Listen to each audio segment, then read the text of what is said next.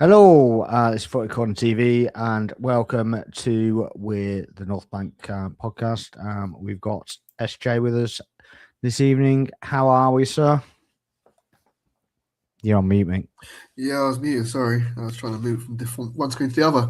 Yeah, I'm doing fine, thanks. Sorry if I got a spectator in the background and Cat decided to join me, but he's going to be quiet. He's going to be quiet tonight. But yeah, I'm doing well. How are you? Yeah, not too bad, mate. Not too bad. Yeah, just kind of getting over all the media outrage and the media lies and all that nonsense. So, yeah, it's been a fun week, hasn't it? So there we go. I firmly, we'll probably get into it, but I just switch off from it, to be honest. I really don't pay it zero attention.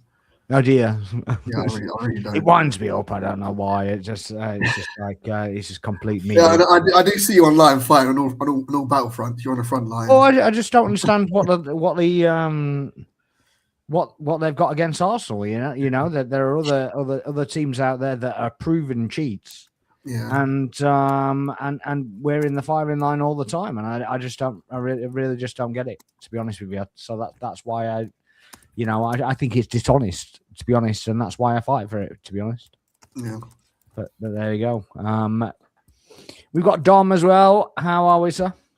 Yeah, very good. As SJ says, you've been fighting a good fight because it is a touch of dishonesty, but recovering from a week ago and looking forward to the football starting again on Saturday. Not that I'll be able to watch it because I'm at a wedding, but hopefully an Arsenal incoming. Yeah, we hope that. We hope that the players that have pulled out due to assessments by the staff of their nations that have sent them back and basically gone, well, they're friendlies anyway, so we'll send them back. The players that are in actual knockouts are still there, so if they got something to play for, that they haven't sent them home. So it's yeah, I see that they've sent Harry Kane home, and that there's been no outrage about that. Or many others. Nico Riley, I think. Where is he? Is he been sent? No, he's playing today. He's playing today, is he? Yeah, he's playing, but yeah. But there've been others anyway. Yeah, absolutely. Wharton got sent back. Yeah, there was about 8 players, I think. Didn't Ramsdale got sent back as well? Ramsdale was one, yeah. Yeah, so maybe they just thought that he's not going to get a game anyway. They're going to play Pickford, so why would they risk him? But and if they just go, well, am I going to play? Yeah, you might play half an hour. Okay. Do you need me then? I'll just go back and take some chill. I think that's particularly true, like with so many players suffering from fatigue. It's a long season. That's not a reflection on how much their manager played. And we know the best players play because they want to play. Their managers need them to play. You can't take too many risks. Imagine, you go, right, I'm giving, Declan Rice or Haaland, I'm giving them a couple of games off, and you go and lose those games. Well, why have you done that? You can't win.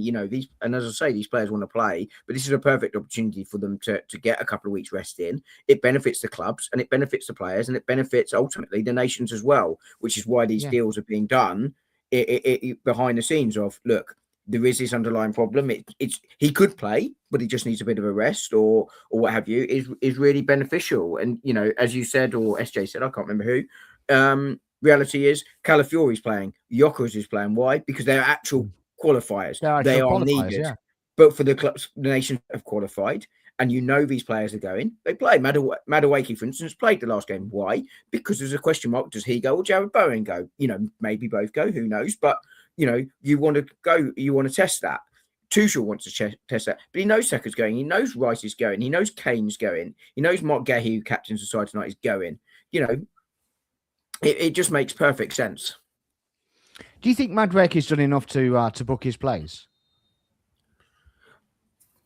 I don't know if SJ wants to take that first.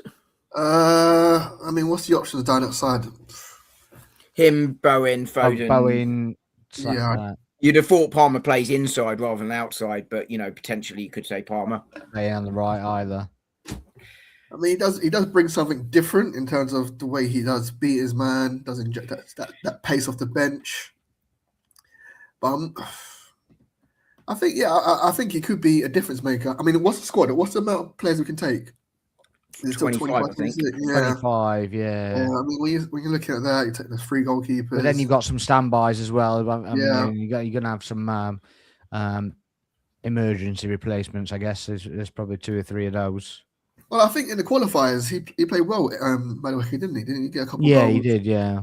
So, and ultimately, I mean, just going back to the previous discussion, these are the players that will be clamoring together at Wetherspoons, cheering on as a nation. So, like, we should be thinking with a bit of foresight as to, rest these players as opposed to bashing Arsenal fans and bashing as a club. It's just it's just annoying. Like I said, I just turn it off. I shall not be at a Wetherspoon. I shall be at my gentleman's club watching it. I mean, given the time, I think the games are like. I think the games are 10 o'clock and 2 o'clock, so I'm not sure whether two will be open. But gentleman's club. You want to be careful describing it like that. Do you know what? In all honesty, as a joke on a live stream, on the spur of a moment, it was on an NFL live stream. Someone said what I do for a living, and before I could even answer, he went, "Oh, he owns a strip club in Soho. It's called Poppycock." He's made up an entire backstory, like on an NFL podcast. And genuinely, one of Tim's subscribers, if this is genuinely true, he messaged him going, "Oh, I'm in London for a business trip. I'll look up Dom if you got the address, and I'll pop by." Tim was like, "It's made up, mate." Yeah, it's not true, mate. Honestly, mate. It's not true. I mean, on the Madueke thing, I think it all depends on what Tuchel wants, right? I mean, if how does he want to make up that front line, that sort of front 3-4 positions, because there's a lot of competition in those areas. But I think where Madueke has a real advantage is there aren't that many direct players that can run at a man. That's the only reason I asked why, if you think he's done enough, because he is that direct. Even Morgan Rogers, and when he plays in the 10 role for England, he's not really that direct guy. He's like a link-up player. So, and neither's Palmer, neither's Foden. In fact, do you think one of Palmer and or Foden gets left at home? Or Bellingham, but yeah, I mean Bellingham for me goes. I think it's one Bellingham of the two goes, doesn't he? He should do. He's got that little X factor, hasn't he? I mean, I know Tuchel and him have not always sort of been the best of bosom buddies since Tuchel got the job. But I mean, for me, Bellingham is the best of the 3 and should go. But on Madueke, I think, as you say, he's a direct, pacey runner. Whereas I think those other ones are either, as you say, link up or a little bit more of a bull in a china shop runners. And I don't mean that rudely. I mean they will just barrel their way through. But I don't think you can take Foden, Palmer, and Bellingham without dropping then one of Gordon, Rashford, or Madueke. And I think Ramsey as well. You could play him further back, but do you mean Ramsey or Morgan? Sorry, Morgan Rogers. Yeah, I was going to say Ramsey. I didn't think Ramsey. Of course, he could play in the 8, I suppose. The one that was at Villa, but no. But yeah, I think one of them. Then it was a name check. Right? It was nothing to do with that. No, that's fine. It's why you sort of caught me for a minute. I was like, you could play him further back, but yeah, I mean, one of them has to go. But it all depends on the makeup of what he wants. I mean, Khalid's asked a good question here as well. By the way. I was going to get to that because obviously we started a point beforehand. But Khalid says, "Evening, guys. Good evening, Khalid. How are we, sir? Thanks for joining us as usual. And if you are joining the live, please make sure you're hitting the like and the subscribe and sharing it out as well. That's much appreciated. We are live on Dom's channel. We tried to do it live on both, but we on SJ's as well. But I can't do my Twitter then, so we're kind of screwed. But there we go. So Khalid's asked, does Eze go? I don't think now. I think the injury might have set him back a few apparently he's back earlier. Really? Apparently it's not a month. Apparently it's a couple of weeks. Okay, I mean, to be fair, I think even before the injury, I don't think he was. I think he had a few good performances. The Tottenham game, he was actually coming into form, probably at the right time as you go into an international tournament. But I think the injury setback. It depends how he comes back. Does he come back hitting the ground running, continuing the form before he just got injured? But I mean, like again, Eze, he can be a difference maker. But you can say it of all the players. Foden's had his season. Palmer on his day can change the game. For me, it comes down to what Tuchel wants as a plan A, a plan B, a plan C. Do you know what I mean? Because once you have this plan, different players, they fit different molds. You might want to switch off and have a Eze, Madueke, Gordon thing and have certain setups. So it comes down to Tuchel's game plans and how he has those, like I say, plan A, plan B. You don't think that because he can potentially play on the inside of the left that he would favour Eze rather than a Foden or whatever? Possibly, but then I don't. When he on the inside left, I feel like he's more coming from the left, as in like where he went to play for Palace. Yeah. Do you know what I mean? Yeah, so probably unlikely, isn't it? Yeah, I think on the left, I think he does favour Gordon as a starter. So and Rodgers can do that as well, can't exactly, he? yeah, So, he does that. he wouldn't take another one that can do a 10 and a left wing when one can potentially do it better. Yeah, Rodgers does that for England. And to be honest, I like Harvey Barnes as well on that left. I know he's not a player that really gets a lot of plaudits, but I think he does very well for Newcastle. He's arguably had a better season than Gordon at Newcastle. I agree, 100%. He has. Yeah, but he's not going to take Barnes over Gordon, though, isn't he? I mean, Barnes might get in over and Eze over, maybe even over Rodgers, but it's But then you've got Rashford down at left hand side as well. Rashford won't go, will he? Surely not. I think so. I think a decent season in Barcelona. From what obviously, I haven't watched La Liga much this season, but from what I've read, they've been impressed with his output in La Liga. Yeah, it's a tough one. I mean, I think in recent years it's been very easy to pick the squad. You knew who's going from January on, November on. I agree. It's like they're definitely certs on the plane. And I think this time round, there's places up for grabs. Maybe not just starting 11, but definitely in the bench and just behind the bench, in the actual squad. So some big players are going to be left behind. That's the thing, Yeah, and that could be the downfall of Tuchel, because he might leave a player out. People might think, okay, he could have been the player. It's always but they're always going to do that. I mean, the thing is that's his choice, and he's got a new contract now, and I actually understand why he's got a new contract, because that there are plenty of specifically Premier League clubs that are in and around those kind of talks where they might potentially change a manager at any point. So I can kind of see why they've done it before the tournament. If we go out in the quarterfinals, is that not a huge step back from where Gareth Southgate left us? It's where we got to the last World Cup, isn't it? But it depends how. It depends how. Yeah. I think it depends how. At the end of the day, because Southgate wasn't a risk taker either. The thing is that everybody criticises the football that Arteta plays, right? And I'm sorry to bring this in, the international talk into club football, but Southgate was doing nothing different. He was doing absolutely nothing different. It was all control, and Tuchel's doing nothing different. He's literally playing the same way as Arteta's playing. So I don't really understand this outrage of what Arteta does. Is whatever. My kind of analysis of it is that it's quite one-dimensional, and it's like the build-up is very methodic. So I think you can actually see where the build-up's going, and I think it's easy to stop. But my real problem. I don't have a problem with the way Tuchel plays. I have no problem with the way Arteta plays. I have no problem with the way Premier League managers play as such. The setup from Bielsa, the Uruguay game is an absolute joke. Is a travesty to football.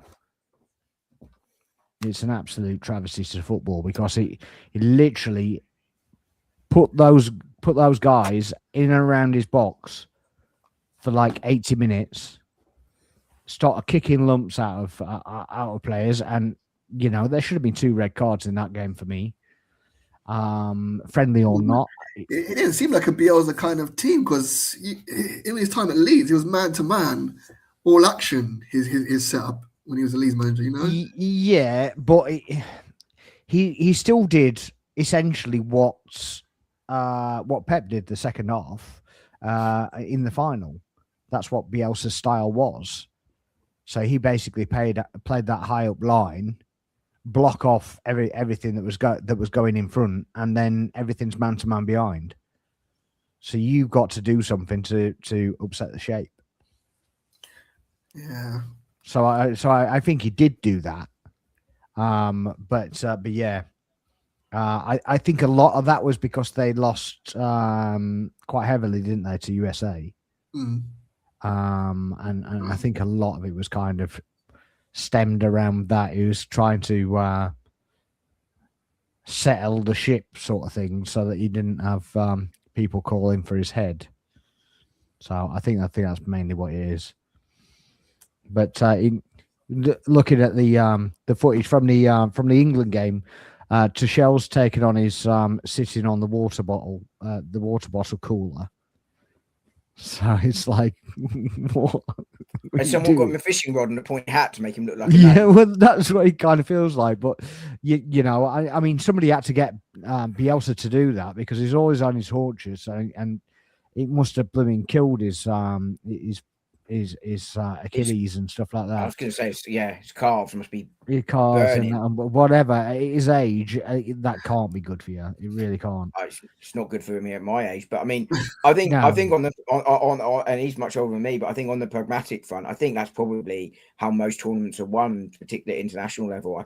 I'm trying to think back of the last time a real absolute all-out attack team won a big tournament. Yeah, but I mean, but there are limitations to it, right?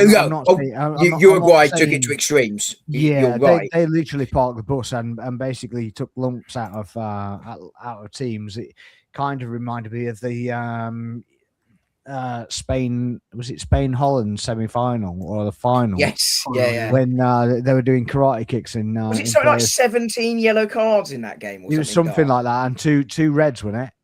Yeah.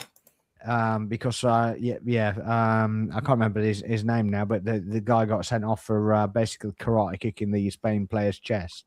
Was it De Jong? Was it De Jong? It wasn't. Was it not? It wasn't De Jong. It was De Jong. I think it was De Jong. Actually. Yeah, it was De Jong. Yeah, obviously not the Barcelona one. Nigel De Jong. It was. Yeah. Luke. Is it Luke? No, Nigel. Luke's his cousin, but I'm not sure it's Nigel that was sent off. Yeah, Nigel De Jong. Yeah. Yeah, but he was mad. But yeah, I thought there should have been two red cards in the. I thought that the challenge on Foden was a red card all day long. And I thought the debacle with the 2 yellow cards, and then they said, oh yeah, well one wasn't given, and it was it wasn't shown. And you were like, pretty sure him holding it up with like this is showing a yellow card, but pretty much. So, but yeah, he was a bit of a disgraceful for a friendly. So yeah, note to self: don't book any friendlies with Uruguay. I mean, all equally, like, what did you think was going to happen? They do have a reputation for that, but at the same time, you kind of understand why he's trying to do is play different types of opposition to sort of replicate what he's likely to face at the World Cup. But must have known what you're going to get from Uruguay. Probably not to that extreme, as you say, because they'd lost heavily in the previous game. But they're going to be aggressive, physical, overly physical. So And I'm not sure that's what we need at this stage of a season when you've got so many players that are tired. I know a lot of them came out of the squad, but it was a bit of a risk. Yeah, I just think it was unnecessary. I just think it was maybe the South American teams always do particularly well against us anyway, to be honest. But yeah, I just thought it was too heavy-handed. I don't know what you thought, SJ. Mute button again. Yeah, I mean, like I said, I think it was a game to play against different type of opposition. If to be honest, I do drift in and out of these friendlies. Not much on it. I'm glad I'm here streaming instead of watching the Japan game. To be honest, I'll probably catch the highlights, but that's what I did with the Uruguay game. To be honest, I caught the highlights. Yeah. These friendlies, I can't stand them. Not much on them. I don't think you learn too much. I can't imagine you learn too much from your friend. I can't imagine the players giving 100% effort, especially the players who've got things to play for still this season. Yeah, the big players, but the players that are kind of fighting for a position, they should be showing a bit more than they're showing, right? Yeah, maybe they don't show enough because they think that they're already not on the playing, given that they're in that situation in the first place. Well, I don't think so. I think generally, but I think the thing there is that I think the players do still try. I think they do still make an effort. And I think there's two reasons for it. One, as Sparks just said, I think you got those players on the fringes trying to get in. I think even if you are on the fringes, you give it absolutely everything. Because what happens if someone gets injured? What happens actually if you do impress? This is your chance to get on. Because you imagine sitting at home for the summer going, oh, I didn't even try. What could have happened?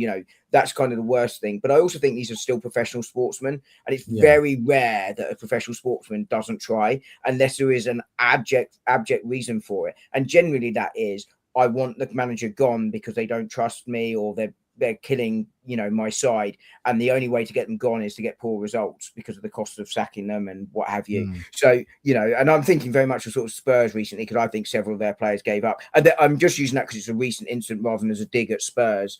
But, otherwise, I think these are professional athletes who try and want to give it their all because there's no benefit in them not doing so. Yeah. Is that Lee? That is Lee, yes. Sorry, welcome in, Lee. If you're in here like Lee is, please make sure you're liking and subscribing and sharing the live. And a good evening to you, Lee, as well. Given that you just kind of went there, you kind of predict where I'm going to go before I go there, apparently. Yeah, De Zerbi to Spurs. What we're making of that? I mean, if you're going by his record in the first 7 games, it's going to be freaking Tottenham versus Bristol City next season. So it's going to be great. He takes a while to implement his system, it seems, when he goes to new clubs. I think he's overhyped. I'm not sure where the hype come from for him as a manager. His win record was 29%, 33% at Brighton. That's not a great record. He got Brighton into Europe. Yeah, and when he left, they were still playing a good style of football because they still remembered what he was playing. Yeah, but a 29% or 30, I think it's a 33% win record. That's not nothing to shout about. For it's a team like Brighton, though. You're not talking a team like Arsenal. You're not talking you're not talking. Even a team like Tottenham, I don't think their squad's that great. I mean, again, they do have a lot of injuries. They've had a lot of players out, so it's been difficult to assess where they're actually at. I mean, Tudor was just a ridiculous appointment for me. I don't think there was any point getting rid of Thomas Frank when you're bringing in Tudor. To be honest, I'd have got rid of Frank and put Ryan Mason in for a few games, and then until you can get somebody else in. I mean, if you can get De Zerbi in at this point, why couldn't you get De Zerbi in at that point? I don't really understand. Yeah, I mean, I thought the Tudor appointment was my only concern with him was we had him first game, and you always worry about new manager bounce. I was like, he's coming off the back of 11 without a win, against at Juventus, and then he comes, and I think from if Tottenham, from a Tottenham perspective, it's a good hire for next season, but it is a risky one for this season. And with any luck, it's one that doesn't work and they go down. Because obviously from our point of view, they're our main rivals, and I'd like to see them go down. But he's a decent manager. He won 57% of games at Marseille last season, despite obviously being sacked. And I think. But he is. Yeah, but I think the owners left as well, didn't they? They did, yeah. And obviously, it all went wrong. They fell out. Yeah, they've overspent and all this. They've left it in a bit of a state, to be fair. So that's not necessarily on him. It's similar to Carrick at Middlesbrough. It all went wrong when he was forced to sell his best players because they didn't have them, the money there. But so I think it's a good appointment for them if he can keep them up. If it doesn't, then they're left with a very good manager who won't want to be there, and I think it could all go wrong. But he's got a 5-year deal. He's got a 5-year deal, so if it goes wrong in 7 games, then they're in a bit of a pickle, aren't they? I think there's clauses in there, but say again. I think there'll be exit clauses in there for both him and Spurs. Apparently not. Apparently there is no exit clause. Mm-hmm. He wouldn't accept an exit clause because he wants to get paid up for the full duration of the contract, given that he's jumping ship right now. So he would have to get paid fully up. But yeah, I mean, as Spark said, from a Spurs perspective, they have some decent players in the squad. They just really genuinely can't keep them fit. Mm-hmm. Maddison, Kulusevski, Van der Ven, Romero, when he's not losing his head, there are some decent players there. Not necessarily ones that can get you consistent Champions League football, but there's something to build on there. But he's got to keep them up. And again, as SJ just said, he does struggle in those opening games because he has to build his system. And at Brighton, I think he actually did a really good job. He steadied the ship after I think he replaced Potter, didn't he? Yes. Steadied the ship. Brighton were already in a good place going forward. I think he actually kept them going in that direction, as you say. He got Europe, so I think he's a good manager. But then Thomas Frank was doing well at Brentford, and I think the fundamental issue with Tottenham is less the coaches, less the players to some extent. Albeit I thought it is. I think it's behind the scenes. It's the owners, and I will say the players. I thought the way they played for Tudor was an absolute disgrace, and at times with Frank, But equally, there's something wrong at that club, and long may it continue from our perspective. But obviously, we try and analyze the football as fairly as possible, objectively, and it's going to need someone like De Zerbi that has a solid backbone, will go in there, will not accept certain things. The question now is, do the players accept that? Who knows? Yeah, I just want to say the reason I left this up, the 2 best elite managers, I assume you're putting Conte in there, who always struggles in Europe anyway. Wasn't that the moment when was it the Conference League where they basically pulled out of the Conference League? Was that Conte? When he got knocked out in the Conference League,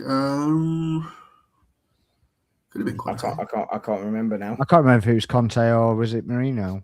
I mean, either way, again, they are managers that need backing, and they all the way through. They need financial backing. They need things their way, and Tottenham under Levy couldn't let them do that, and they were always destined to fail. From that point of view, I just never thought they were going to work there because it's not the kind of club that Tottenham are, not the way they operate. They may well be thankful if they do go down to Levy putting in those relegation clauses into all their players' contracts, apart from Conor Gallagher, who obviously signed after Levy left. But it's funny that everybody blames Levy, and then and then he leaves and it all falls apart. That's quite funny. Oh, spectacularly! I mean, it's from that point of view, it's been an excellent season to watch them. Yeah, and people still blaming him, and it's like, well, he ain't there, mate. He ain't there now. So you can only put the onus on the owners for putting Vinay. Why you got Vinay in there, I've got no idea. Maybe that was to increase the profile of the women's team. I think that's about the only thing he did well for us. Well, Vinay, when he was a commercial director, was starting to get some decent deals in. We started to improve slightly, but. Well, given where we were, obviously we've taken that to a whole new level now. But the club has also grown. But you're not. But would you put him in on the footballing side? He did nothing for us. But absolutely nothing. He was terrible.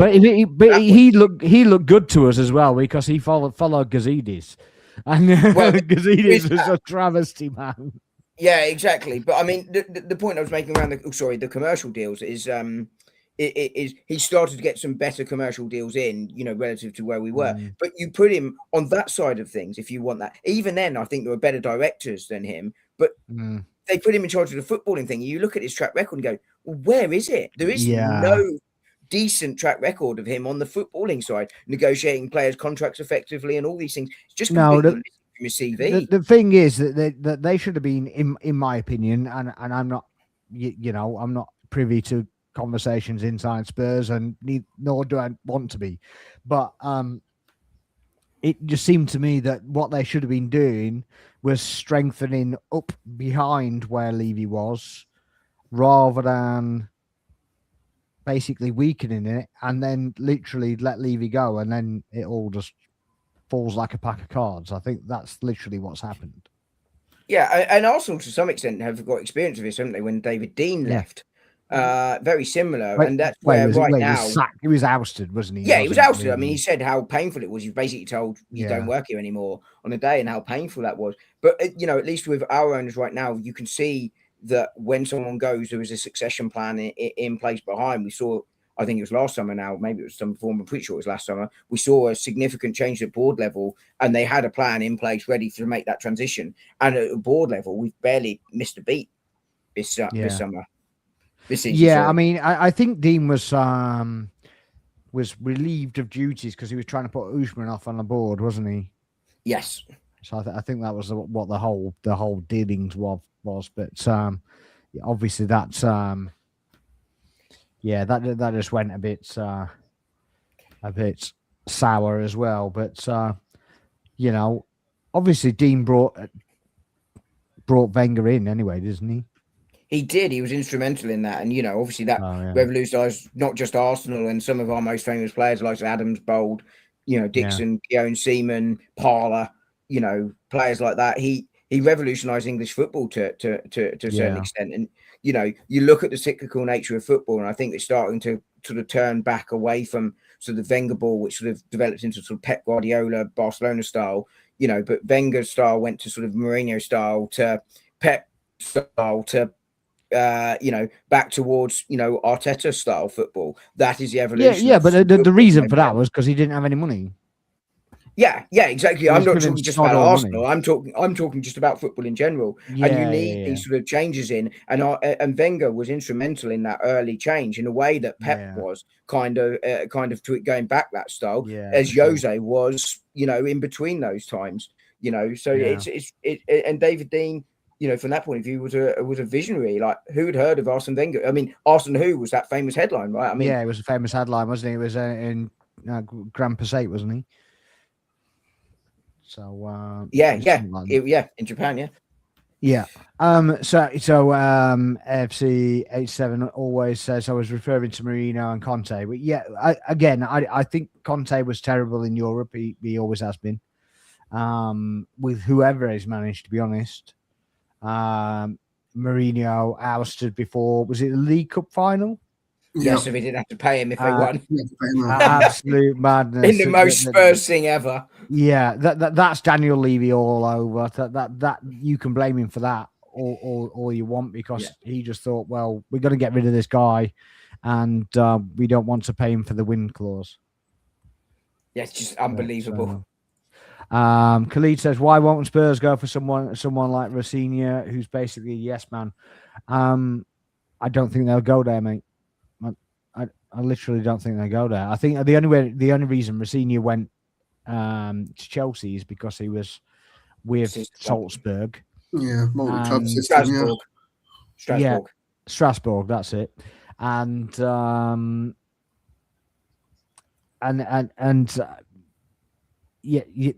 were in the B team, so they just went, well, we'll go to the A team then, because we're not getting support here. Well, basically, I bet they didn't pay the full compensation package. Strasbourg have no evidence for that, but given the way Chelsea sort of run their finances, I wouldn't be shocked. Yeah. Sunderland at home will beat Tottenham. If West Ham beat Wolves, Tottenham will be 18th before Tottenham play. I don't think Tottenham go down. I don't know. Honestly, I don't. I think a lot of their fans. I can't find one Tottenham fan doesn't think. I think they all think they're going down. They're resigned to going down. I don't think they're resigned to it. I think it's there's a bit of kidology going on. I get that, but I was certain they'll beat Nottingham Forest. I really was, and when I saw 3-0, I was like, wow. I'm not sure. No, I'm not sure. I think the big thing for why they might go down might be Leeds, Forest, West Ham, all used to that. The fans are used to that. The players are used to it. I think there's some truth to that, and the Tottenham fans and players aren't. But I mean, the quality of Tottenham is superior to the others. But we've seen sides like that go down before. But like Sparks, I don't think they will. But well, they've tried new manager. They've tried the pre-game parade outside the stadium with the flares, getting the boys going. And I don't get that. Thought that was AI the first time I saw it. I did. I was like, but I was like, what is this? I couldn't understand if it was a protest or a celebration, and then they were just celebrating them, and I'm just like, I thought, because you go online and this that and the other, and you go, well, we should be protesting, we should be doing this, that, and the other, and I'm like, what? And now you're celebrating them? I don't understand. It didn't really make much sense to me. It didn't to me either, but it didn't work either way. No, it didn't work because then you lose. That's only any good if you win the game, and you get battered as well by your relegation rivals. But yeah, I think England on the ropes here, by the way, by all accounts. Yeah, banging on the door. Yeah, but then we got absolutely nothing up top. Absolutely nothing. He needs to change it. Well, I think, going back to your question about Rashford, that's one reason why he could come in, right? You've got a World Cup squad does need some players that can play multiple positions. It's one of Eza's advantages. Rashford's advantages as well could be he could go in. I don't know who's playing up top. It was normally put down as Anthony Gordon, but, I'm not following the game close enough to see if it is him. But, he's not. He was playing on the left. He was playing on the left. I was going to say, Foden the false nine, maybe. Foden's doing the false nine. He's doing a cracking job. It didn't make sense for Gordon. It made more sense for him to be on the left. But that's not a focal point of your attack, is it? Like in any way, shape, or form. No, I think I put Rodgers there before I put Foden there. To be honest with you, I think I put me there in some ways before. I mean, obviously not, but Foden just isn't the profile of player to be that solo focal point to me. Yeah, so Khalid's lacking a cracking job. It is a cracking job indeed. West Ham and Forest have to fight for survival. That is a spelling of survival, by the way. These top players don't have to fight for a relegation battle. I mean, that is also true, right? Because when West Ham, Forest, whatever, even though Forest were, according to their fans, better than Arsenal last season, they go out into a season with relegation on their mind, right? Yeah. Yeah, that's it. And they've been there. They've had this struggle, this fight.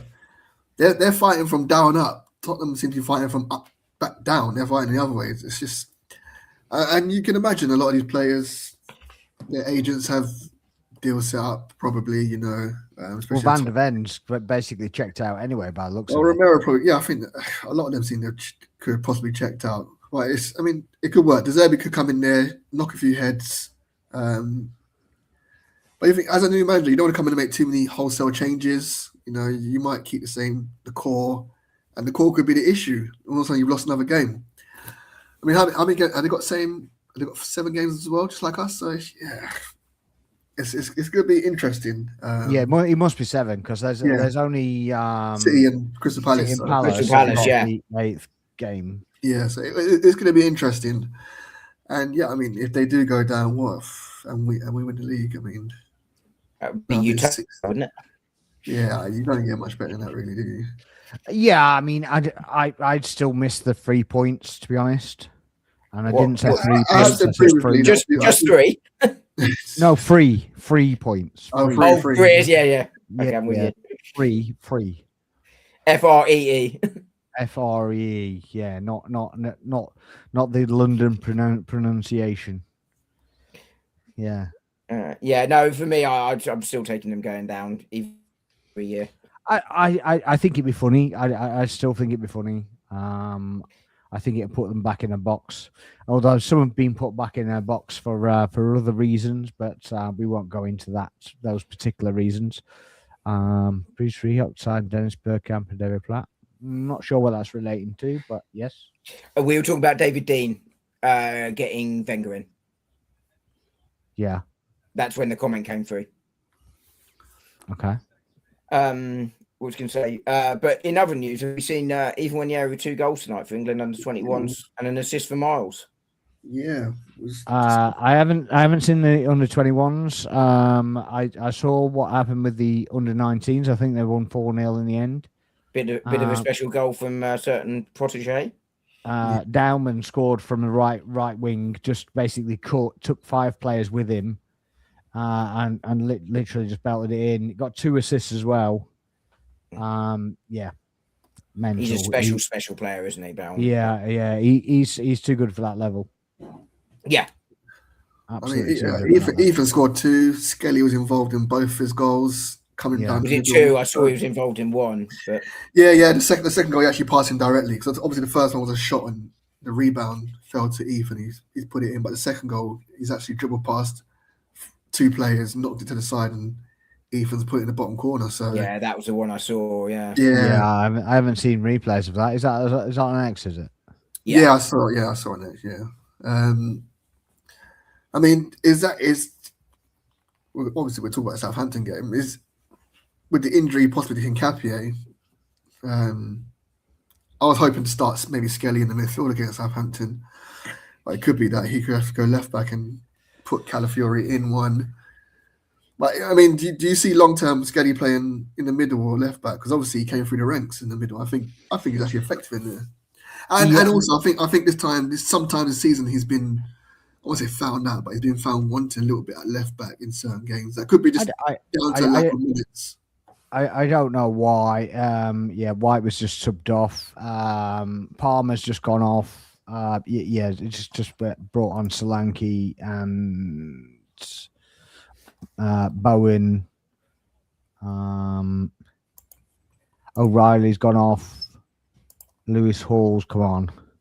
So yeah, I just caught that, but I probably missed other subs than that as well. But yeah, thanks for that, Lee.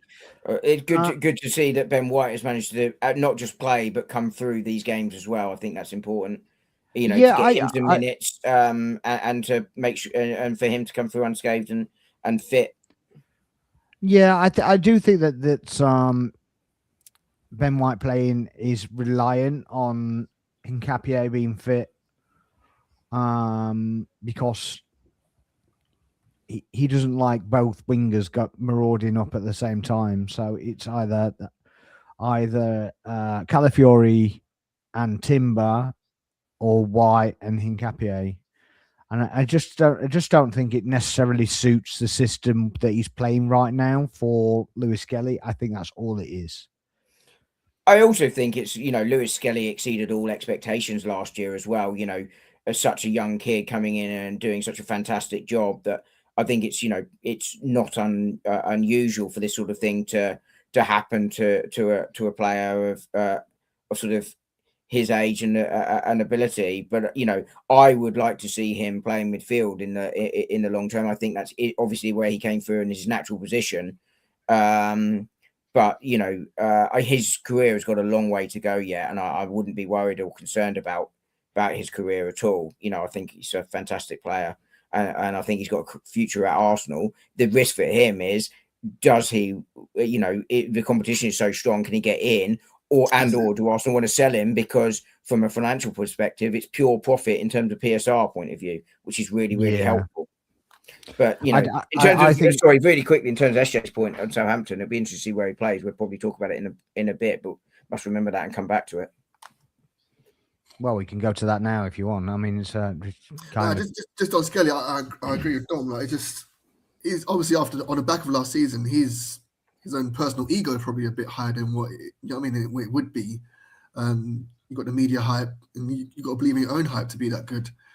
Will he get the minutes? I'm not sure. I think he should play in the middle as well. And obviously, we've got the summer transfer window. We're going to keep building as a team, getting better. So could he have his minutes limited? And again, do we sell while his stock is relatively high and get profit in? We've not been good at that in previous years. We normally hold on to our assets a bit too long. They fall in value and we either pay them off or they just drift off into the ether without any trace, really. Yeah, I just think that they shouldn't necessarily go to direct rivals. I think that's the one. Yeah, where you've got like the Aiden Heaven going to Man United. I don't particularly like that too much. There wasn't a lot Arsenal could do about that because of his age. But, I know. I realise that. I get your point. Your point is very valid. If you're selling players to other clubs, I think I do think they shouldn't go to direct rivals. I know that there's been talk of him going to Man United, and Man United players, fans are like, just bring him in, and that's what I don't want to see. I don't want to see them happy that either they're picking up our dregs and if players bombing and they're crap, then they're welcome to go there. If they're decent, then absolutely not interested. I mean, sorry, Jesse, you go. I was going to say, I think I agree with you, Spox, but I think also there's sort of two things here, isn't there, as well, which is one, if selling to rivals is kind of becoming more normal. The norm. If you sold Miles Lewis-Skelly, unless you're selling to one of the big clubs in Europe, you're probably getting 15-20 million with maybe some add-ons. You sell them to Manchester United, you're probably putting another 50% on that. I mean, I don't know what Miles Lewis-Skelly is worth, but that is that's the advantage of it. But like you, I mean, he came through Hale End. I think he's got a big future. He's still very young. I don't want to see him sold at all. And I think some of it where he plays depends on what Arteta thinks of him. But I think Arteta probably does think his long-term future is in midfield. But it depends on how he wants to play the left back. We're kind of going back to a more traditional left back, really in the Hincapié form, which and sort of getting a little bit away from the inverted left back stuff, which sort of moves him to midfield. If he wants to go back to the inverted left back, because we see him make tactical tweaks every year, Miles Lewis-Skelly, of course, is the natural fit in there. So I think you're right, Spock. Some of it comes from the fact this season that it is that tactical fit. I also think it's the sort of the age and the sort of development point, but it all depends on how Arteta sets up the side as to where his future lies in terms of positionally. Yeah, I mean it's difficult, isn't it, to see where they're going to go and whatnot. But yeah, look, I mean, we can't keep everybody, can we? That's the top and bottom of it, I guess. But some big players are going to go this summer. We probably see some sort of smaller players go, smaller in terms of their status in the squad these days. Jesus going, Vieira out on loan going, Reece Nelson going, but actually you could see some sort of fan favourites going, the likes of Martinelli, Trossard, White. I'm not saying all three of them go, but those types of players, there is a very real world possibility of some of them going this summer. Maybe others that we haven't thought of that could depart, and that's just where the side has got to now. We've seen players like Zinchenko, us move past them. We're starting to move past some of these other players now as well. Yeah, I've seen some really good points actually with Ben White, and I don't really want him to get sold. And certainly if it's going to be bringing in the likes of Livramento, right? Livramento is supposedly going to cost 60 to 80 million, right? I'm not paying that much for him. I think he's a good player. But... I don't see the point in doing that when he's got the injury record that White's got anyway. I'd rather just keep White. Yeah, I think it depends on what you do as well, doesn't it? I mean, in terms of the summer, I think Ben White's time probably has come to an end at Arsenal because of his fitness record.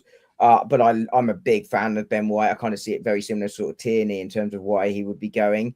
And if you can get 30 million plus for Ben White, I know that sort of sounds little, but he's on decent wages and he's also injury prone as well, and that will deflate his value. And you can bring someone in for 40, 50 million. You know, maybe the lad from Brentford, I don't know, just an example. Livramento is a player I like, but again, you're buying an injury-prone player, you know, and at 60, 80 million, I'm not doing that, you know. So I think it depends on where the replacement is, depends on what you do. You know, but Arsenal generally speaking have bless you, by the way, SJ. I think you sneezed. But you know, Arsenal generally speaking in recent years have managed to upgrade relatively effectively on the squad, even if they haven't got good value for players leaving. But yeah, I'm just looking now. Ben White's like 30 million euros, which is I'm quite surprised about.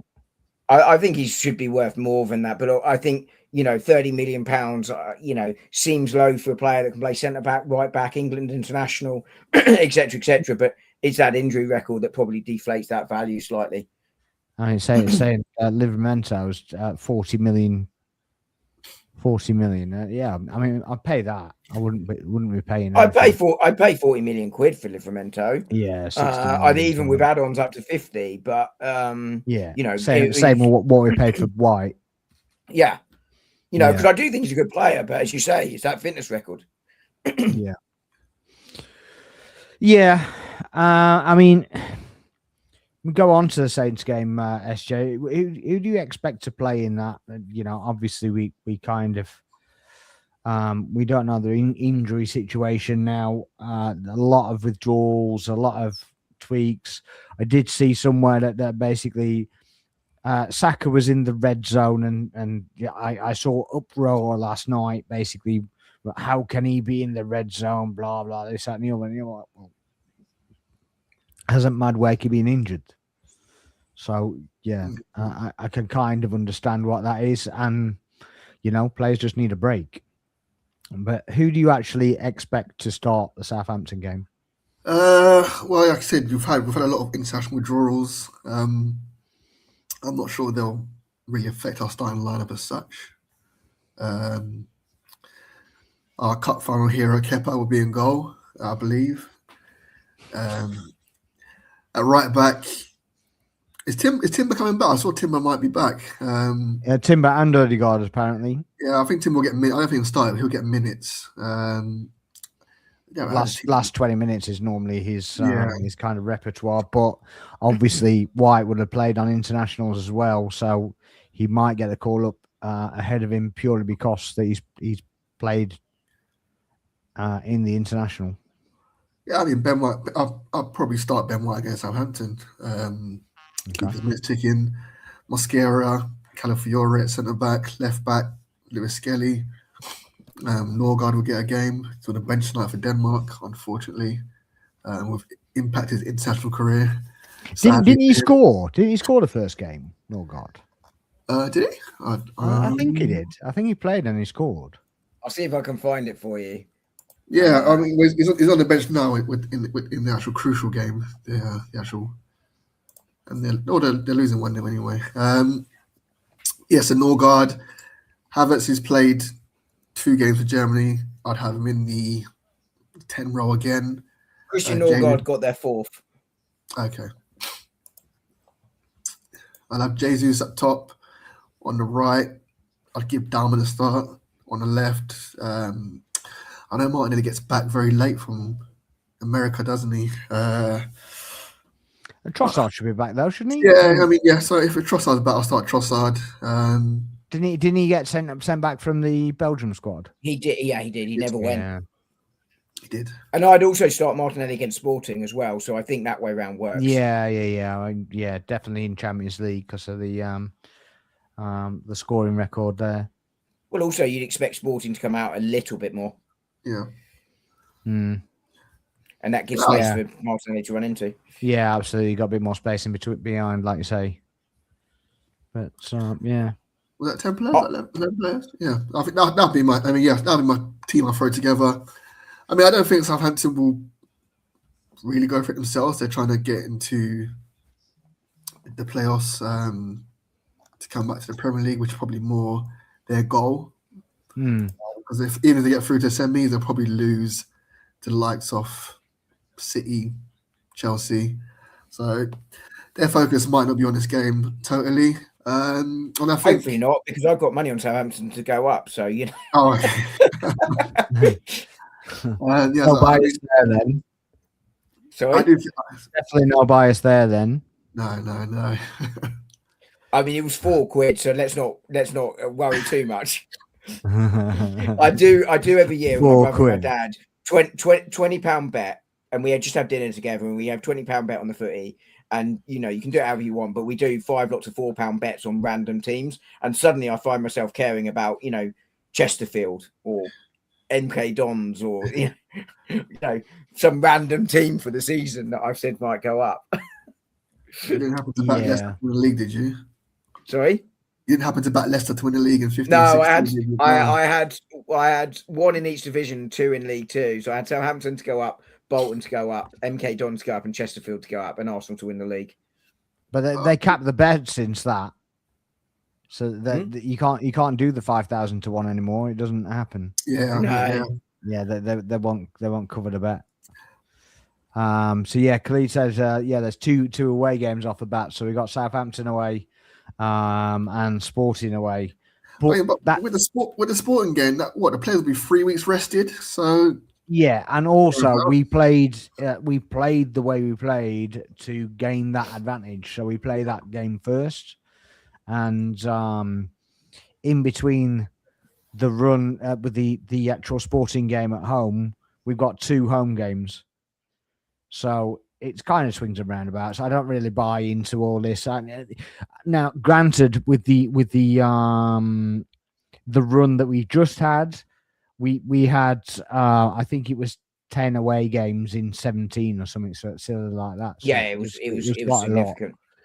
Whereas now it'll come back in our favour. That we got Bournemouth at home. We've got we've got quite a few home games, haven't we, coming up? And still only 3 outside London or something, isn't it? Yeah, so including the Southampton one. Well, you got Southampton, Sporting outside. I wasn't counting the Champions League. I was just counting domestically. Yeah. So we've got Manchester City, Southampton, and I think there's one more. Southampton and City, that's it. If you're not counting Champions League. No, Bournemouth home, sorry. Other games are West Ham and Palace. Yeah, West Ham and Palace. So it's just 2 now. So we've basically got Bournemouth home, then the City away, Newcastle home, Fulham at home, Burnley at home. Yeah, Brighton was the other one, of course, which is what we've already done that. So yeah. But it's interesting because SJ, you're talking about lots of change there for Southampton, and I think there's lots of chance that is what he does. But I wonder if you might look at it the other way. We've had Saka and Rice as examples, rest for 2.5 weeks. Do they actually need to play 60, 65 minutes against Southampton to get some match sharpness back in, having not played for a while? And I wonder if that might enter his thinking a little bit here. So I think the team will very much be who's fit, who can play what. I think that, and I think Sporting will be the deciding factor. I.e., I'm just making this up as a hypothetical. The medical assessment is Saka can't play 2 90 minutes. He can only really do 1 90 minute and 20 minutes. You're wanting him 90 minutes against Sporting, obviously, and that will affect the Southampton thing. But I do wonder whether that side against Southampton is going to be stronger than we think it is, because A, it's a quarter final, and B, some of these players now haven't played for 2.5 weeks, and try and find them a bit of rhythm ahead of Sporting. Yeah, I don't think that's going to be a massive factor, to be honest. I think that it's going to be more a case of they come on for 25 minutes, get them in sync for the Sporting game, rather than. I mean, Khalid says feel like we should go as strong as we can for every game from now on. But I think he's done that. I do think he's done that. So I understand that there's been a certain criticism that he hasn't rotated the squad properly, but I think he has. I think he has too. I think we've got 2 outfield players in the top 50 minutes for Premier League this season, which are Rice and Zubimendi. I think he has. It's it's a stick that's used to beat him unfairly with, because historically he hasn't. But again, I think there's some truth to that historically. But I'd also look at it from the point of view historically, and I'm quite heads up about this, is okay, we want to get into the Champions League consistently to grow and go there. Well, we have to play our best players, because our backup, we're dropping off. Saka's a bad example because we didn't really have a right winger backup. But I go back to Rob Holding. You go, Nuno Tavares, Lukonga. Oh, do you want to? They were the players that were the backup players, because we were having to build the squad over time. To get where you want to go and to attract the kind of backup players you have now, you have to be Champions League. And you have to be showing that it's not just Champions League. Arguably you could say Chelsea. I think that, there's a chance they miss out, but Chelsea aren't really competing for the big trophies right now. So they're not as attractive as they would be, say, as Arsenal, who have built on and gone, we can compete. We're going for the leagues. This isn't good enough for us. We want to go on to win the league. That's how you attract the best. It's how you attract the quality of backup. And to do that, you had to play your best players, because the quality behind them wasn't there. It is now. Now the quality is there. We're starting to see some of this rotation. I think it's why we're seeing so many technical injuries this season Arsenal have had, because if there's any doubt about them, he can leave them out and give them that game off. Whereas 2 years ago, he'd have played them. Yeah, I think the one question mark is with Norgard, but yes, he should play that. I don't know whether that's. I know he when he came, he got a knock and he got injuries and such like. But I also think that he'd like to play Norgard when Mourinho was playing, and when Mourinho went out, that option didn't happen. And maybe I'm just looking for something that isn't there. Maybe I've just looked at something a bit deeper than it should have been looked at. I don't know, but it does seem a bit odd that once Mourinho went, Norgard disappears. That he didn't really feature so much. And Norgard's put very few, if any, feet wrong this season. I think he's been terrific all season. I don't think he's done anything particularly wrong. For the level that you're expecting from him, obviously. I'm not saying played he's 2 games kind of down and taken 50 players on and scored a worldie, but yeah. Sorry, I'm watching the. At least we're trying to score, but yeah. Zero end product. How much value do you put on this FA Cup? Because obviously the Carabao Cup seemed to be a Champions League, and everyone has a meltdown. I know it was a cup which we would like to have won. We didn't win. It was an isolated game. Can we move on as a fan base together? I actually find it quite funny that I actually hear nothing about the Carabao Cup at all. Nothing. Everything's about pulling out of internationals. Arsenal fans this. Unbearable that. Ben White shouldn't get called up for England. All this nonsense. I've heard nothing about the Carabao Cup at all. Well, there was a couple of days after, wasn't it, that our season was going to implode. But other than that, I mean, look, the Carabao Cup's a terrible. Yeah, no. But what I'm saying, that's not what I'm saying. What I'm actually saying is that the Carabao Cup, as SJ just said there, is like the Champions League apparently, and I've heard nothing about the winners of it. Well, exactly, it's all gone quiet, hasn't it? But anybody would think we'd won it. The way the narratives have gone, anybody would think we'd won it, and they're just trying to, take the shine off it, belittle it, do whatever. I think I've seen one trophy lift. Yeah, actually, I haven't seen a trophy lift. Yeah, it's just ridiculous. But I mean, obviously the semi-final was played at Wembley. Whether you agree with that or not, I don't really agree with that. But we're one game away from Wembley again. You don't want to have back-to-back defeats, albeit in different competitions, and not in the Premier League or Champions League. But I'm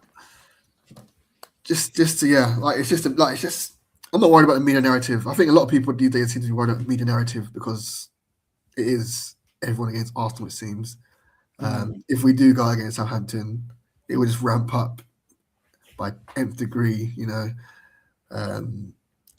So I think this is a game we should win.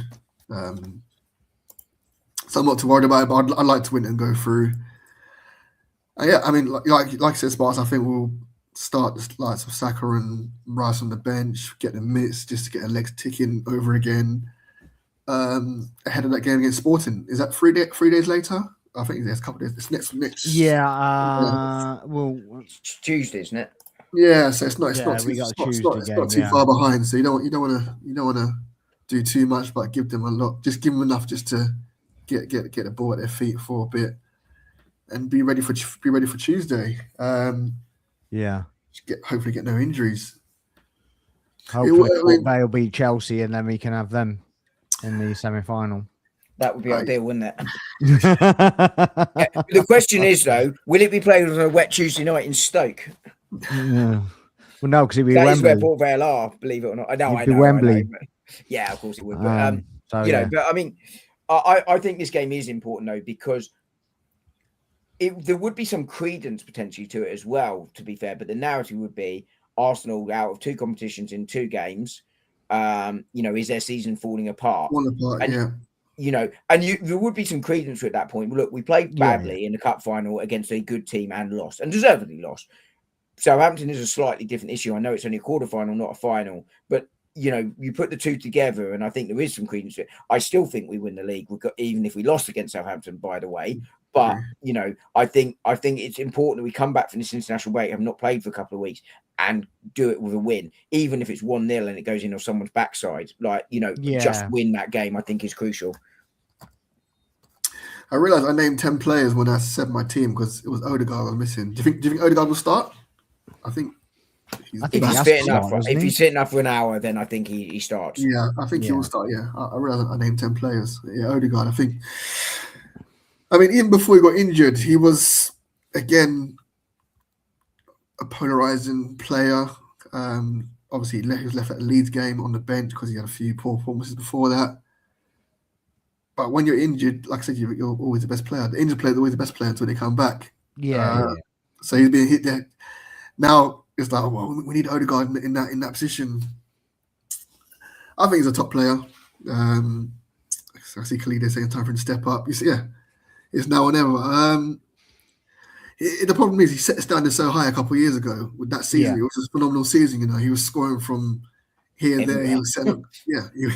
He was just setting up goals left, right, and centre, scoring from outside the box every other game. And he's kind of tailed off. It's the same, similar to Saka. That season they both set high standards, and we didn't win the league. And it could be that they both have poor seasons and we win the league. So there's no proper formula or system to this whole Premier League thing. Do you guys think he's being unfairly scapegoated? I mean, it's true that he's not playing well, as you said, but do you think he's being overly criticised? Because I thought he was good against Brentford until he got injured. He struggled through the last 25 minutes. But I mean, you're only as good as your last game. That's a problem, isn't it? And if you don't really create anything, it's all well and good, kind of running around a lot. But if you don't really do a lot when you run the around, then it's going to get criticised, isn't it? And he's the captain at the end of the day, and if he doesn't step up, then the focal point has to go at him. I do think it's him not playing and not playing well. I think it hinders our performance no end. Even I think you see it more when he doesn't play at all than when he actually does play, because he's doing that pressing, not giving players time on a ball, trying to drag the team up the field. Keeping the ball when we need to. I thought we really missed him against City. I really do. The time that he does that little that turn, that 360 that he does, and it's just time, like you say. It's just time. Those are the things. Those things that they're holding the ball there, the 360s. Those are the things that go and miss. I think, like I said, Odegaard and Saka. I think they can have good games, but I think if they don't have a G or A in that game, they didn't have a good game of rubbish. They're off form. Yeah, I mean, especially for rivals and stuff. Yeah, but I don't think you can use that for Odegaard, to be honest. I mean, I think I agree with Khalid's assessment on Odegaard, right? It's time for him to step up. He's not played well for a while. But I also think, and I think this is true of Saka and players across the league, the way the league, in terms of the space by where the defensive lines are, isn't helping players like him or Saka or Salah or, name your forward player, right? The amount of big chances being created this season is way down. I can't think bar Semenyo, any wide forward that's played well. I'm struggling for number 10s that really boss games this There's season. no 10s, is there? Who's played well in a 10? You might say Morgan Rogers. He scored a couple of worldies from outside the box. He's not. Shirky's a good shout, but but the point is we're struggling, right? We've named a couple, but Odegaard still does need to step up, and he does need to get closer. My big criticism of Martin Odegaard this season is he doesn't get close enough to Gyökeres. And I think we saw, and while Eza is a different type of 10, as is Havertz, I thought we looked better with them in many ways, because in terms of an attacking point of view, partly because when they were, on occasion when we sort of remember them, there's a bit more space, but partly because they're closer to Gyökeres. And I think that's a big criticism. And Arteta said it publicly about him. And I think if he does that, I think it will unlock something in him. But equally, I don't think we're seeing those attacking players really boss it across the league this season at all. I would. The one pushback for that is that when Odegaard was playing in the same team as Gyökeres, he wasn't necessarily on form either. So he probably wasn't helping the situation either, to be fair. So no, I think that is fair. And as I say, there's some context behind it, but there is still that element really that Odegaard does need to improve. Harry Wilson's a good shout, by the way. But again, against Fulham, your line probably isn't as deep either. I think Gyökeres scored another goal. Gyökeres has. Yeah, it's 3-2 Sweden. Gyökeres scored 88th minute. Right foot shot from the centre of the goal. There we go. Is that Kivior then not going to the World Cup? Gyökeres is. That's another player. Is he on loan, Kivior? He is on loan. Yeah, right? Kivior's still on loan, yeah. It's a bit like Hincapié, though, isn't it? Yeah, it is an obligation, but it's like 15 million euros or something. No, it's a bit more than that, isn't it? I thought it was around 20. It's over 20 million, but with the loan fee this season, I think it's, when you put it all in together, and I think there's a sell on, so it's difficult to work out exactly how much it is. Because there's something like a 5 million loan fee this season, so it might be 15 million, like in the summer, because there's 20, 5 million's been paid up front, making it total of 20. That might be how they're sort of putting it together, but yeah. Khalid says we've missed Odegaard a lot. Technical floor is a lot higher when he's on the pitch. I've given him a lot of grace, but now it's time to show us who you are. I think we all agree with that. Yeah. To be honest with you, from both sides of it, to be fair. So yeah. I think we've kind of covered that discussion. Italy Italy up against it now. 10 men, 1-1. It could be out. Missed their third World Cup in a row. Who would believe it? So they, unless they win, they don't go through. Yeah, this is it. If straight they lose knockout. Straight knockout. So they could be missing their third World Cup. It's like a 70s game show. It's a knockout. I might have the wrong decade. I'm not old enough. You can look it up. I can't be bothered. I'm not. we're not Not even I'm bothering. No, absolutely not. But it looks like we're going to end this game with a 1-0 loss to Japan. So celebrating Tuchel's new contract in style. So, yeah. Who had Ben White as the only England player to score in these internationals? Oh, well, there you go. Yeah, 0-0 though, because he conceded a penalty. Though, not a penalty for me. It was not a penalty for me. I think they both came together. Yeah, I think it was a bit of a joke. It feels good knowing none of our players will be scapegoated for this. Oh, they will. If we had Rice and Saka, we'd have won this game. No, it was Ben White's fault for the goal. He was on the pitch. Don't forget, it was his fault. Yeah. And if Madueke hadn't got injured as well, but Yeah. And if Palmer hadn't given the ball away stupidly, Yeah, but you don't play us, so that if we can ignore that. Well, they do. That's the point. And Yeah, I know exactly. That's what they'll be talking about on Talkshite tomorrow. Yeah. So yeah.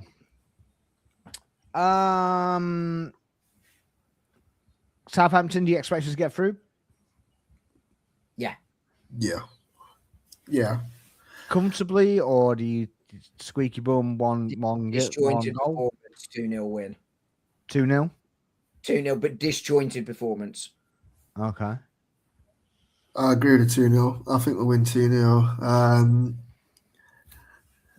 It will be disjointed. I don't think we're playing great football anyway. Like I said, I think we're just methodical, getting the job done. We just see out to the end of the season in that manner. I think we'll be too strong for Southampton on the day. Like I said, I don't think they will play their strongest 11. When they're currently sixth in the Championship, level on points with Wrexham, who are just behind them. Yes, it's tight there. Yeah, so they want to get into the playoffs. Do they don't play a midweek game though, do they? Question. I don't think so. I wouldn't have thought so. So couldn't they go full strength? No, they're not playing this week, Southampton. By the way, the Victor Gyökeres goal, I think he's also going to represent Sweden at the ping pong World Cup as well, because that's a shot blocked, shot saved, post Gyökeres. Sorry to jump in. I mean, look, I said they're level of points of Wrexham. They've got Wrexham 3 days after they play us in the Championship away. Well, 3 days after. Hopefully, so they're playing on Tuesday. Championship. They play Wrexham away. So they have got midweek game. Okay. Yeah. Sorry, I thought you meant before, Spark. Sorry. No. Because they can't play before because that's what I was saying. Apologies, I misunderstood. Yeah, I'm talking about the midweek game afterwards. Like we're so they've got Wrexham away. Right, level on points them in 7th place. Obviously, they're in 6th, so they've got a massive game. So I do think they'll focus on that game. Definitely. Yeah, so that's definitely going to affect what the lineup. Yeah. But with the break they've had, they may will end up looking at trying to do both, as in get through both with their strong side, because they've had a rest beforehand. Yeah. I mean, do many of the Southampton players play internationals as well? I don't know, but a few might be. Sort of Northern Ireland, under-21s, that sort of stuff. But you'd have thought most of them probably aren't, and therefore will have had a decent rest, and therefore they can do 290s. Maybe. I mean, they're on form. Maybe they're on form. They are on massive form. They haven't. Yeah. They haven't lost since mid-January. Yeah. Well. Yeah. Hopefully we change that. But there we go. I do think we will. I think a 3-1. To be honest, I think they'll score, but I think we'll get back in there with some decent goals as well. So yeah. I think we kind of covered everything. Anybody else got anything to add? I mean, just obviously Sporting's just straight behind it. Might not get time to speak about it after the Southampton game. Yeah. Do you think we'll win there? I think we'll win 2-0 again. That's my prediction. They've got a decent striker, haven't they? Some Luis Suarez, not the same. Not the same by name, but that's not the same guy. Not the buyer. I'm sure linked someone in the Premier League. I don't know who it was who was linked to possibly buying him. I'm not sure, to be honest. He scored goals. City season as well for that sort of thing as well at the moment. Well, yeah, we can discuss that very quickly actually. Before we go into before we shoot off, but I think it'd be semi-comfortable. I think it'd be easier than Leverkusen. Do you reckon? Yeah. Do you reckon they'll attack us like they did Bodo Glimt? Because I don't think so. Because I think that was very much game state. They had no choice. They were 3 down. Yeah. And we're obviously a better side than Bodo Glimt. So I think they'll be more cagey, but I still think they will come out to some extent and attack us, and I think that's where we'll get our goals from. Yeah, I think they have to attempt it at home. Yeah, if they don't win at home, I think they're going out, right? Yeah, and I think that's how it benefits us. I don't think Leverkusen intended to play like that the whole duration of the game, to be honest. No. So They've lost one game at home, one game in the league all season. I know it's a Portuguese league. Don't shoot me. Conceded 15 goals all season in the Portuguese league. So yeah, they're a decent outfit. Scored 68 goals. So I think agreed. They have to win the first leg. I've always said if we come back to the Emirates, even if we're 1 goal behind, I think we're able to turn that around. yeah, in the second leg. So I think Sporting do have to hopefully try and get a 2-goal lead. Because I don't think they'll be able to hold out at the Emirates. I think Sporting themselves proved that anyway, didn't they, with Bodo? Yeah, where they were 3-0 down, and they didn't really go hell for leather against them either at home, but they just destroyed them, and I think we'd do the same, to be honest with you. Yeah, I agree, home. and I think the last round in the Champions League just showed what a home advantage Champions League it is in Champions League. Very few teams won away from home. Very few. Sweden through, Denmark have taken it to extra time. Italy on the verge of doing the same. So we've got Gyökeres at the World Cup. Norgard and Calafiori could still be there. Yes. But yeah.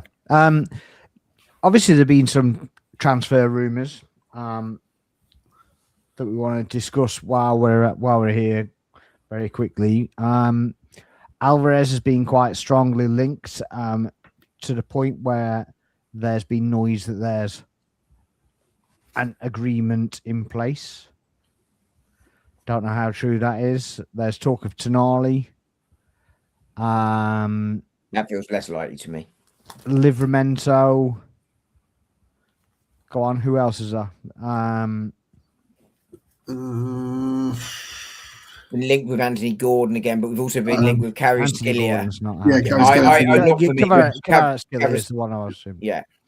Yeah, and obviously him. So, where do you see this transfer window going? Do you think realistically we're going to get 2 big players, or do you think we're going to get 1 big player? Do you think we're going to get no big players? Where do you see the window going? Do you believe the rumours that are going around? Yeah, I think weirdly, I think this might hinge on what we win. Like if we do win, if we collapse in the league and win nothing, I think it'll be harder to attract these sort of players. But if we do win the league, Champions League, get semi-final, possibly final, lose, possibly happens, I think we will possibly get one of those players on that list. But again, like you said, we're gonna have to let go of a few top players, or not top players, but big players, big names in our team, which is part of the parcel of football, to bring in these players, which will probably bring our floor up and raise our ceiling, which is what we're striving to do and need to do each season and every transfer window we get. Does that Cavaschellia play on the left-hand side? I think he does. Yeah, he does, yeah. That'll be a massive upgrade. He plays on both sides, actually. But he does, yeah. But yeah, I think predominantly on the left, which is that'll be a massive upgrade on what we have, dangerous. So, yeah, if we can get him, even Alvarez, I think he's a top player. Would he play down the middle for us? I reckon he played in the shadow behind, striker role. Supporting striker. Yeah. But even so, he's a player that can play in multiple positions, which Arteta loves. He loves players that can play in more than one position. Premier League experience too. Exactly, yeah. Exactly. He has played left as well, so yeah, he can play left as well. It's still a weird sell from Man City. I'm not sure why they got rid of him. He wanted to go and start, didn't he? Yeah, but I'm sure he could wants to be the man. Yeah. You can find a place for him somewhere and let him realise you're not Haaland. Relax. Well, that's it, isn't it? When you have got Haaland, he's going to get the nod before you, whoever it's you why are. Spurs struggled for years to get back up for Kane, isn't it? I mean, yeah, definitely. Because it's like, well, if he's remotely fit, he's getting the nod. So it's a difficult gig, isn't it? I mean, if you go to a normal club and you're playing 60 games a season, you're probably playing 35 of those games anyway. So you're in with that chance of actually getting the gig. But if you're up against Haaland's playing 59 out of 60, isn't he? Yeah, if he's fit, yeah. What do you think for the future of Ethan? I keep watching Ethan's goal over and over again. What do you think on the future of Ethan? Do you think he's because I'm not sure what the purpose was him going on loan. Was it to get minutes? Was it because I think he was to get minutes for sure, just to boost his stock value before we let him go? I don't think we let him go this summer. No, I don't think we'd let either of them go. I don't think we'd let Skelly go or Nwaneri. Okay. I literally just think that it's.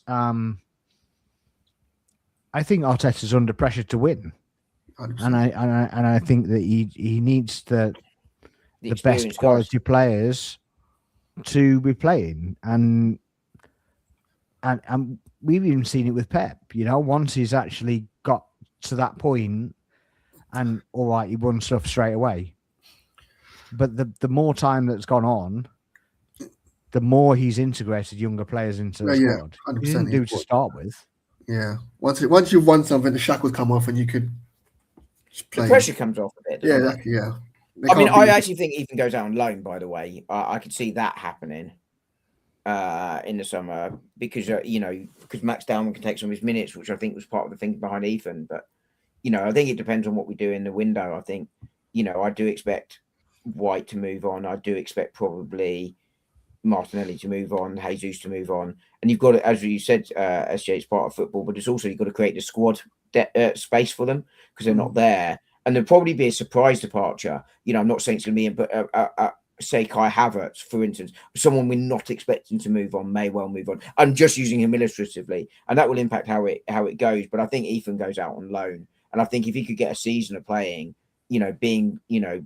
playing 80, 90 minutes, over 30 plus games, I think that's huge for him. I do think that Havertz could go if we got the likes of Alvarez. Yeah, well, that's a like-for-like replacement, which is why Havertz was sort of forefront of my mind, because I think that's exactly where he plays. And I think if there are concerns about that injury he picked up, Alvarez makes sense there. And I think a lot of people would be glad to see the back of Kai. I think he's much maligned. But I do think Alvarez is an upgrade on Havertz. But that's not to malign Havertz. Would you sell him? More to praise Alvarez. You've got 2 years left. What, Havertz? Would you sell Havertz? You've got two. Well, there's talk about him getting a 1-year extension, but there's talk of a 1-year extension on less money. But I think that's also about protecting value in terms of a deal. So I think if he signs that, he's probably not going. I think that's more about protecting Arsenal. But Havertz may be open to a move if Alvarez comes in because that's where his minutes are. And you know what? We would get most of our money back, I suspect, for Kai. Bayern wanted him, don't they? Yeah, I mean, if Bayern want him, you could be looking at all your money back. And I think he'd fit in really well there. And I think Kai is a really good player, and I think him behind Gyökeres is his best position. I really do, but. We just haven't seen it enough, have we? Really, we just haven't seen it. Yeah, exactly. But I mean, I do. I think if there's a shock move, I think he would be it. Yeah, I do too. But I think all of these impact how our summer goes. I do think particularly if you make all of those sales, right? Jesus, apart from the wages, say 5 million for Jesus, maybe 10. No, you're getting something like 20 million euros, I reckon. Yeah, I was going to say 5 is probably a bit low. Let's call it 10 million quid for Jesus. You're talking 50 for Martinelli. You're talking 50 for Kai, and you're talking 20 for Ben White. It's 130 million in plus maybe some for Vieira, Kivior. So you're talking 150 million plus there. From a PSR perspective, before that is 450 million you can spend. Arsenal obviously will want to do some balancing the books there just because of the way the PSR rules work. But, that does mean you can go out and get big names to come in. Alvarez, you could, I'm not convinced that Kvaratskhelia does want to go. I think this is a new contract stuff. But if he does, I can see Arsenal being in the conversation and getting him, because I think the attraction for him going to England would be huge. I don't see him going to Barca because I don't think they can afford him. I don't think he goes to Bayern. I just don't. And I don't think he goes to Real Madrid because of the players they got there. England looks the most likely. And I do think Arsenal is a real attractive offer for him. So I think if he's genuinely looking to go, I can see that happening. And it becomes affordable in that scenario. The one I don't think will happen is Tonioli. I'm not sure I want him for a start, to be honest with you. And I think, just his age profile, though. His age profile, doesn't tend to work for me. I think he's a bit of a tosser, to be honest with you. But that's important, right, in terms of the squad dynamic. And I'd actually rather Arsenal try and sign someone like an Adam Wharton. I really would. I think Adam Wharton coming in to be a Zubimendi replacement, back up there, is really effective. But we'll see. But they're coming in to be second fiddle, though. Their profile is quite high, isn't it? Exactly, and that's the problem. And I think it's the same with Tonioli, right? And I also think, Adam Wharton, I mean, he's being linked with Real Madrid. I don't buy that too much. But if Rodri moves on, I think Adam Wharton slipping into Manchester City's midfield kind of feels like his best option. Wharton or Anderson. Anderson's another one I would like. But again, Rice or Zubimendi are the starters. Elliot Anderson would be a preference too. I mean, it's not realistic. It's not FIFA. It's not Football Manager. But could you imagine if we moved on Moreno and Norgard and brought in Wharton and Anderson?